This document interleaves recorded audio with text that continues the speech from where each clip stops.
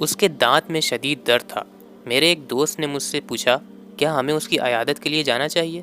دانت کے درد والے مریض کی عیادت کرنا کچھ غیر معمولی معلوم ہوتا ہے۔ میں نے روایت میں تلاش کیا تو ایک دلچسپ روایت ملی۔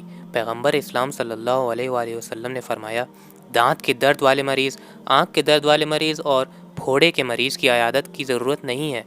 یہ بہت دلچسپ بات ہے۔ کچھ بیماریاں جیسے دانت یا آنکھ میں درد ایسی ہوتی ہیں جو بیمار کے لیے قابل برداشت ہوتی ہیں، اور شاید بیمار کا اس حالت میں عیادت کے لیے آئے ہوئے لوگوں کے ساتھ بیٹھنے کا دل نہ کرتا ہو۔ اس لیے ضروری ہے کہ سوچ سمجھ کر فیصلہ کیا جائے اور ہر مریض کی حالت اور اس کی بیماری کو دیکھتے ہوئے اس کی عیادت کے لیے جایا جائے۔